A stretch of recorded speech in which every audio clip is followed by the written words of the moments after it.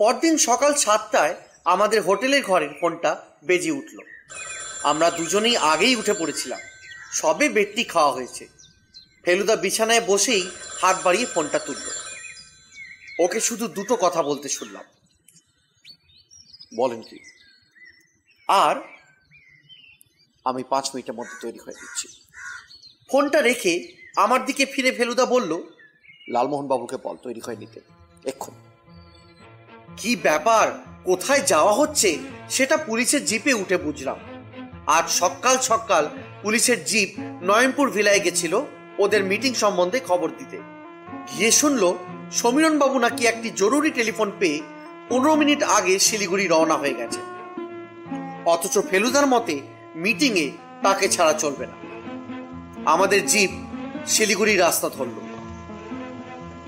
পাহাড়ি রাস্তা দিয়ে এই স্পিডে কোনোদিন চলেছি বলে মনে পড়ে না। দেখতে দেখতে ঘুম সোনাদা তুং ছাড়িয়ে গেল। তবু ভাগ্যি ভালো এখন অব্দি তেমন কুয়াশা পাইনি, নইলে জিপের স্পিড তোলা যেত না। অসম্ভব তুখোর ড্রাইভার, তাই 45 মিনিটের রাস্তা 8 ঘন্টায় পেরিয়ে গেল। সাহা অবশ্যই কার্শিয়াং আর শিলিগুড়িতেও খবর পাঠিয়ে দিয়েছেন যাতে সমীরণ বাবুর গাড়ি তারা আটকায়, কিন্তু ট্যাক্সির নম্বরটা দেওয়া সম্ভব হয়নি। সেটা বার করতে বেশ কিছুটা সময় নষ্ট হয়ে যেত। কার্শিয়াং পর্যন্ত গিয়েও সমীরণ বাবুর ট্যাক্সির কোনো পাত্তা পাওয়া গেল না। সাহা ড্রাইভারকে বললেন পাংখাবাড়ির শর্টকাটটা ধরতে। আমাদের দুটো জিপ ছিল, একটা সাধারণ রাস্তা দিয়ে গেল আর অন্যটা যাতে আমরা রয়েছি সেটা শর্টকাটটা ধরল। পাংখাবাড়ির রাস্তা যে কি ভয়ঙ্কর পেঁচালো সেটা যে না গেছে তাকে বোঝানো অসম্ভব। লালমোহনবাবু তো চোখ বন্ধ করে রইলেন, বললেন, ওই অন্য গাড়ির দেখা পেলে বলো তপেশ, আমি তার আগে আর চোখ খুলছি না, খুললেই গা গুলবে। 15 মিনিট সাপের মতন পেঁচানো উতরাই দিয়ে যাবার পর একটা হেয়ারপিন বেন্ড ঘুরেই দেখা গেল একটা ট্যাক্সি দাঁড়িয়ে আছে রাস্তার প্রায় মাঝামাঝি। বোঝাই যাচ্ছে টায়ার পাংচার। গাড়ির পাশে রাস্তায় দাঁড়িয়ে অসহিষ্ণুভাবে সিগারেট টানছেন সমীরণ মজুমদার। আমাদের জিপ দেখেই ভদ্রলোক কেমন যেন হকচকিয়ে তথস্থ হয়ে পড়লেন। আমরা সকলেই গাড়ি থেকে নামলাম। ফেলুদা আর সাহা এগিয়ে গেল সমীরণ বাবুর দিকে। ভদ্রলোকের মুখ ফ্যাকাশে হয়ে গেছে। কি কি ব্যাপার? কিছুই না। হয়েছে কি, আপনি যে মিটিংটা অ্যাটেন্ড করতে যাচ্ছেন কলকাতা, তার চেয়েও ঢের জরুরি মিটিং রয়েছে আজই সকাল 10টায় আপনাদের নয়নপুর ভিলাতে। সেখানে আপনার থাকা একান্তই প্রয়োজন। অতএব আর বাক্য ব্যয় না করে আপনার ট্যাক্সির ভাড়াটা মিটিয়ে দিয়ে উঠে পড়ুন আমাদের জিপে। সঙ্গে আপনার সুটকেসটা অবশ্যই নেওয়া চাই। 3 মিনিটের মধ্যে আমরা আবার রওনা হলাম উল্টো মুখে। পথে কোনো কথা হলো না। ফেলুদা চুপ, সাহা চুপ, সমীরণ বাবু চুপ। নয়নপুর ভিলা যখন পৌঁছলাম তখন 9:45। বাড়ির ভেতরে ঢুকে ফেলুদা সমীরণ বাবুকে বলল, আপনার লোকনাথ বেয়ারা যখন আর নেই তখন আপনার অন্য চাকর বাহাদুরকে বলুন কফি করতে, অন্তত 12 কাপ। আমরা বৈঠকখানায় গিয়ে বসলাম। পাশের ঘর থেকে আরো চেয়ার এনে রাখা হয়েছে যাতে সবাই বসতে পারে। কফি আসার সঙ্গে সঙ্গেই এভারেস্ট হোটেলের দলও চলে এলো। পুলক ঘোষাল একটু অবাক হয়ে জিজ্ঞেস করলো, ব্যাপার কি লালুদা? লালমোহন বাবু বললেন, তুমি যেই তিমিরে আমিও সেই তিমিরে। তবে যতদূর জানি এই রহস্যে আলোকপাতের জন্য এই মিটিংয়ের ব্যবস্থা। আলোক সম্পাদ করবেন শ্রী প্রদোষ মিত্র। আমাদের শুটিং আবার চালু করতে পারবো তো? সে তো ভাই বলতে পারবো না, কিছুক্ষণের মধ্যেই জানতে পারবে। দুগ্গা দুগ্গা, 12 বছরে লাইনে আছি, 17খানা ছবি ডিরেক্ট করেছি, কিন্তু এ হুজ্জতে পড়িনি কখনো। পুলক ঘোষালের কাঁচুমাচু ভাব দেখে আমার মায়া হলো। 56 লাখ টাকা খরচা হওয়ার কথা ছবিটায়, সেটা এখন বেড়ে গিয়ে কোথায় দাঁড়াবে কে জানে। সবাই চেয়ার বেছে নিয়ে বসে পড়ল। সকলেরই অস্বস্তি ভাব। আমি একবার সকলের ওপর চোখ বুলিয়ে নিলাম। আমার ডাইনে বসেছেন লালমোহন বাবু আর বাঁয়ে ফেলুদা। ফেলুদার পরে পরপর গোল হয়ে বসেছেন ইন্সপেক্টর সাহা, সমীরণ বাবু, রজত বাবু, পুলক ঘোষাল, মহাদেব বর্মা, রাজেন্দ্র রায়না আর ক্যামেরাম্যান সুদেব ঘোষ। এছাড়া ঘরে দাঁড়িয়ে আছে নেপালি চাকর বাহাদুর, রান্নার লোক জগদীশ আর 4 জন কনস্টেবল। 4 জনই রয়েছেন ঘরের দরজার মুখটাতে। আমাদের কফি খাওয়া শেষ হলো। শেলফে রাখা একটা বাহারের ঘড়িতে টিং টিং করে 10টা বাজলো, আর তার সঙ্গে সঙ্গেই ফেলুদা উঠে দাঁড়ালো। সমস্ত ঘরে একমাত্র ফেলুদার মধ্যেই কোনো অস্বস্তির ভাব নেই। ইন্সপেক্টর সাহাকেও একবার আঙুল মটকাতে লক্ষ্য করেছি। বোম্বাইয়ের অভিনেতা 2 জন আছে বলে ফেলুদা ইংরেজিতে কথা বলল, আমি সেটা বাংলা করে বলছি। ফেলুদা আরম্ভ করলো, গত কদিনে এ বাড়িতে কয়েকটা দুর্ঘটনা ঘটে গেছে। সাধারণ অবস্থায় হয়তো ঠিক এইভাবে এগুলো ঘটতো না, কিন্তু এই বাড়িতে একটা ফিল্মের শুটিং চলাতে দৈনন্দিন রুটিনে কিছু পরিবর্তন দেখা গিয়েছিল এবং অনেক লোকেরই মন পড়েছিল এই শুটিংয়ের দিকে, যার ফলে কতকগুলি ঘটনা ঘটা সম্ভব হয়েছিল।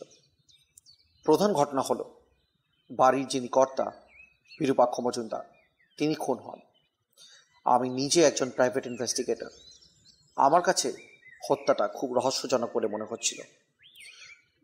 খুনের প্রধান উদ্দেশ্য যদি মূল্যবান জিনিস চুরি হয়ে থাকে, তাহলে লোকনাথ বেয়ারার ওপর সন্দেহ পাওয়াটা স্বাভাবিক, কারণ সে খুনের পর থেকেই উধাও হয়ে গিয়েছিল। কিন্তু আমার মন এটা মানতে চাইছিল না। কেন, সেটা ক্রমে প্রকাশ করছি। প্রথমে যিনি খুন হয়েছিলেন তাকে জড়িয়ে 2টো ঘটনা আমি আপনাদের বলতে চাই। একটা ঘটে যখন তিনি কলকাতায় বেঙ্গল ব্যাংকের ম্যানেজিং ডিরেক্টর ছিলেন। ব্যাংকের অ্যাকাউন্টস ডিপার্টমেন্টের একটি তরুণ কর্মচারী, নাম ভি বালাপড়িয়া, তহবিল তছরূপ করে প্রায় 1.5 লাখ টাকা হাত করে বেপাত্তা হয়ে যায়। আজ পর্যন্ত তার কোনো সন্ধান পাওয়া যায়নি। দ্বিতীয় ঘটনা ঘটে মধ্যপ্রদেশের নীলকণ্ঠপুরে। ওখানকার রাজা পৃথ্বী সিংয়ের আমন্ত্রিত হয়ে বিরূপাক্ষ মজুমদার সেখানে যান বাঘ শিকার করতে। সেখানে জঙ্গলে ঝোপের পেছনে বাঘ ভেবে তিনি একটি মানুষের ওপর গুলি চালান। তার ফলে সেই মানুষের মৃত্যু হয়। যিনি মরেন তিনি ছিলেন বাঙালি, নাম সুধীর ব্রহ্ম।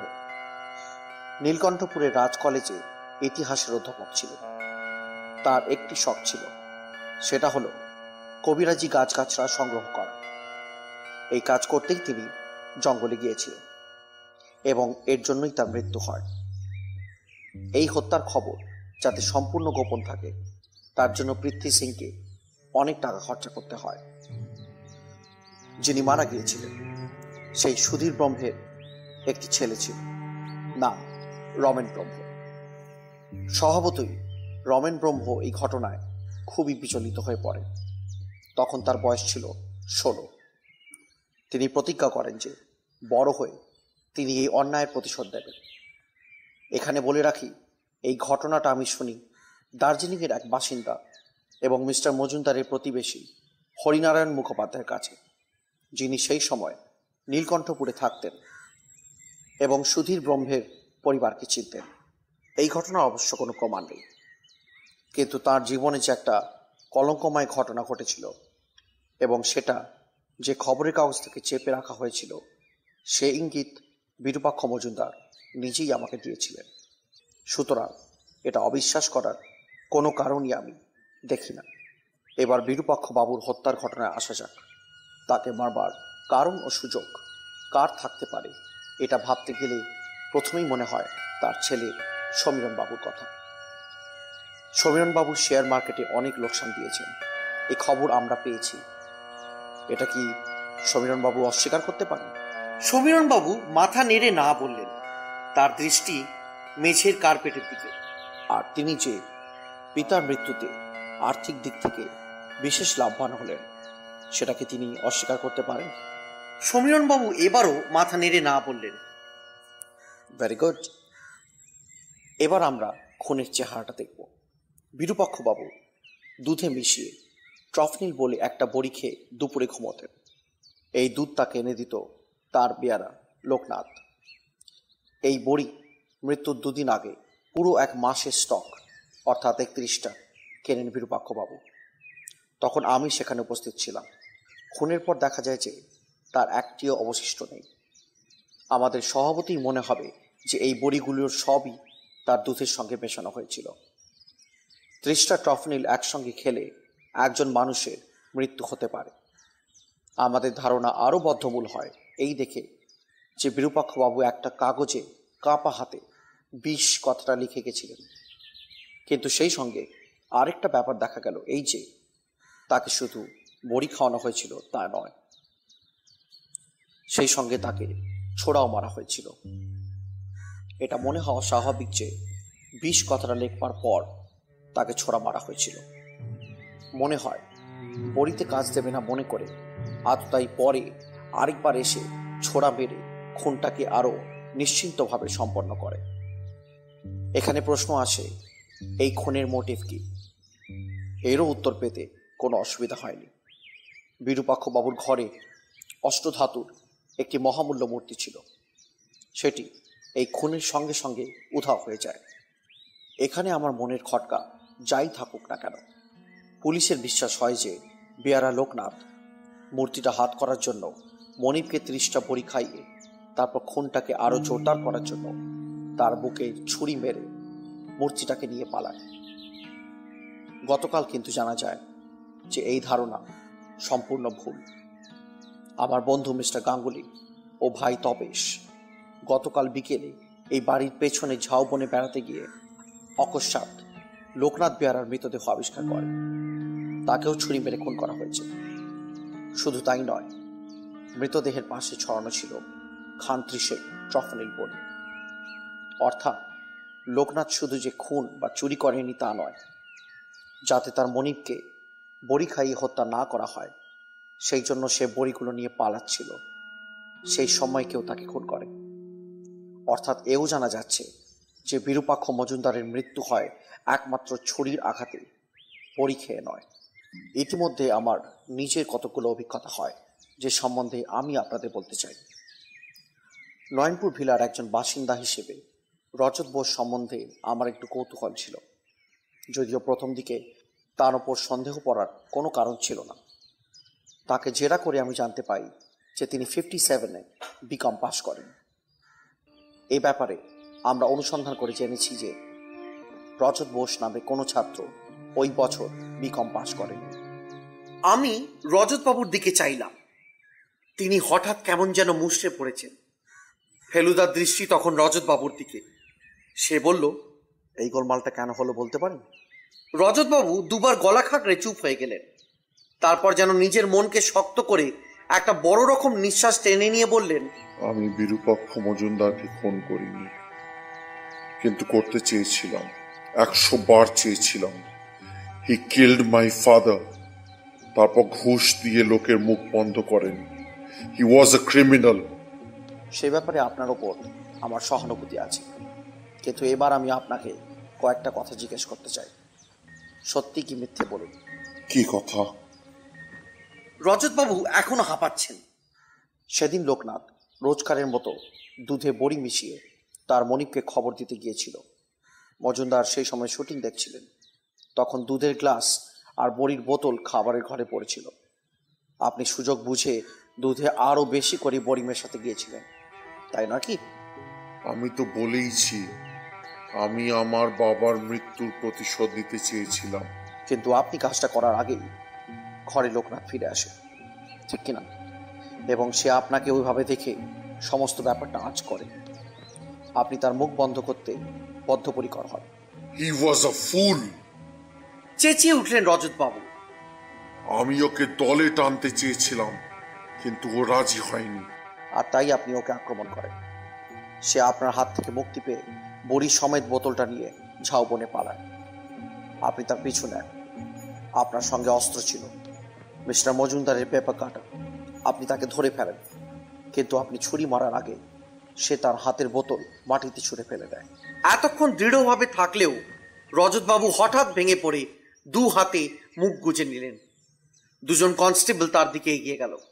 আর একটা ছোট প্রশ্ন, আপনার সুটকেসে যে RB লেখা আছে সেটা আসলে তো রমেন ব্রহ্ম, এবং সেই জন্যই পরে রজত বোস নাম নিয়েছিলেন। রজতবাবু মাথা নেড়ে হ্যাঁ বললেন। ফেলুদা আবার তার কথা শুরু করলো। এর মধ্যে গতকাল আরেকটা ঘটনা ঘটে। একজন লোক কুয়াশার মধ্যে এসে আমাকে খাদে ফেলে মারার চেষ্টা করে। সমস্ত ঘর চুপ, সকলেই ফেলুদার দিকে তাকিয়ে আছে। ফেলুদা বলে চলল, লোকটিকে ভালো করে দেখা যায়নি কুয়াশার জন্য, তবে তার চাপ দাড়িটা যে কৃত্রিম সেটা সন্দেহ করেছিলাম। সে লোকটি যখন আমাকে ঠেলা মারে তখন আমি একটা সেন্টের গন্ধ পাই। সেটা ছিল ইয়ার্ডলি ল্যাভেন্ডার, এবং সেই গন্ধ আমি আরেকবার একজনের গায়ে পেয়েছিলাম দমদম এয়ারপোর্টে রেস্টুরেন্টে বসে। এখানে হঠাৎ রাজেন রায়না কথা বলে উঠল। আমি নিজে ইয়ার্ডলি ল্যাভেন্ডার ব্যবহার করি, কিন্তু মিস্টার মিত্তির যদি বলেন যে আমি ছাড়া কেউ সেই সেন্ট ব্যবহার করে না, তাহলে তিনি অত্যন্ত ভুল করবেন। ফেলুদার ঠোঁটের কোণে হাসি। আপনি যে কথা বলবেন তা আমি জানতাম, কিন্তু আমার কথা বলা তো এখনো শেষ হয়নি মিস্টার রায়না। ফেলুদা এবার সাহার কাছ থেকে একটা পোর্টফোলিও নিয়ে তার ভেতর থেকে একটা খাম বার করলো, আর সেই সঙ্গে একটা বাঁধানো ছবি। এটা সেই রয়্যাল ব্যাংকের গ্রুপ ফটো। এই গ্রুপ ছবিটার কথা কি আপনার মনে আছে mister Raina? I have never seen it before. কিন্তু এতে যে আপনি নিজে উপস্থিত রয়েছেন। এইবার ফেলুদা খাম থেকে একটা ছবি বের করলো। এটা একটা মুখের এনলার্জমেন্ট। এই ছবিটার ওপর আমাকে একটু কলম চালাতে হয়েছে, কারণ তখন আপনার দাড়ি ছিল না, এখনো হয়েছে। দেখুন তো একে চিনতে পারেন কিনা। এটা বেঙ্গল ব্যাংকের অ্যাকাউন্টস ডিপার্টমেন্টের ভি বালাপরিয়ার ছবি। রায়না আর হাতে নিয়ে ছবিটা দেখলো না। সে একটা রুমাল বার করে ঘাম মুছছে। আমি দেখতে পাচ্ছি ছবিটার সঙ্গে রায়নার হুবহু সদৃশ্য। যার বাড়িতে আপনার শুটিং হবে তিনি যে আপনার এককালের বস এবং তিনি যে আপনাকে চিনে ফেলবেন, এটা আপনি কি করে জানবেন? আর একবার যদি সত্য কথা প্রকাশ পেয়ে যায় তাহলে এই কলঙ্কের চাপে আপনার ফিল্ম ক্যারিয়ারের যে কি দশা হবে সেটা তো আপনি বুঝতেই পারছিলেন। মিস্টার মজুমদার আপনাকে জানিয়েছিলেন যে তিনি আপনাকে চিনতে পেরেছিলেন। আপনি অস্বীকার করেন। তাতে তিনি বলেন ইউ আর আ লায়ার। তারপর বাংলায় বলেন আমি তোমার একটাও কথা বিশ্বাস করি না। আপনি 11 বছর বেঙ্গল ব্যাংকে চাকরি করেন, কাজেই আপনি বাংলা যথেষ্ট ভালোভাবেই জানতেন। আর খুনের সুযোগের কথাই যদি হয় তাহলে লাঞ্চের সময় 45 মিনিট কাজ বন্ধ ছিল। সেই ফাঁকে মিস্টার মজুমদারের ঘরে যাওয়া আপনার সম্ভব ছিল। আর মিস্টার মজুমদার যখন আপনাদের তার বাল গোপালকে দেখাতে নিয়ে যান তখন তার পাশেই যে একটা ভুজালি রয়েছে সেটা নিশ্চয়ই আপনার দৃষ্টি এড়ায়নি। সাহা এবার রায়নার দিকে রওনা দিলেন। পুলক ঘোষাল মাথায় হাত দিয়ে বসে আছেন। তার মনের যে কি অবস্থা সেটা আমি বেশ বুঝতে পারছি। লালমোহনবাবু এবার আমার দিকে ঝুঁকে পড়ে ফিসফিস করে বললেন, কিন্তু মজুমদার বিষ কথাটা কেন লিখলেন? লালমোহনবাবুর কথাটা শেষ হলো না, কারণ ফেলুদা আবার মুখ খুলেছে। সে বলল, আমি আরো বলছি মিস্টার রায়না, মিস্টার মজুমদারকে যখন আপনি খুন করতে যান তখন তার ঘুম ভেঙে যায়। তিনি আপনাকে দেখেছিলেন।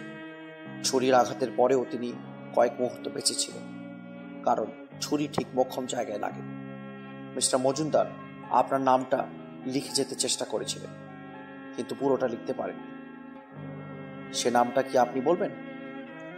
রায়না চুপ। আমি বলি, রায়না চুপ। আমরা খবর নিয়ে জেনেছি যে ভি বালাপরিয়া হচ্ছে বিষ্ণু দাস বালাপরিয়া। বিষ্ণু দাসের 20টুকু মজুমদার বাবু লিখে যেতে পেরেছিলেন, আর পারেননি। I am sorry. I am sorry. বলে ডুকরে কেঁদে উঠলেন বিষ্ণু দাস বালাপরিয়া ওরফে রাজেন রায়না। ফেলুদা এবার সমীরণ বাবুর দিকে চাইল। সমীরণ বাবু বললেন, আমি তো এদের কাছে শিশু। তা বটে। এবার সুটকেসটা খুলুন তো দেখি। খুলে অষ্টধাতুর বালগোপালটা বার করে দিন।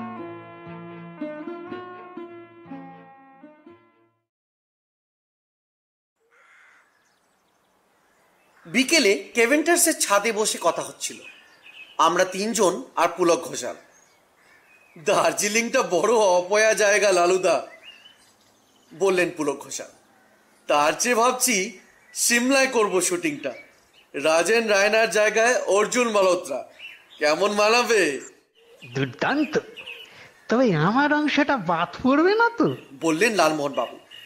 পাগল, নভেম্বরেই শুটিং আরম্ভ করে ফেলবো, আর ফেব্রুয়ারিতে শেষ। আরো 4খানা ছবি আছে আমার হাতে, সব 87-এর মধ্যে নামিয়ে দিতে হবে। 4খানা ছবি পর পর? তা আপনাদের আশীর্বাদে মোটামুটি চলছে ভালোই লালুদা। একেও তো তাহলে এবিসিডি বলা চলে, তাই না? কিরকম? চোখ কপালে তুলে জিজ্ঞেস করলেন Jatayu. Asia's busiest cinema director.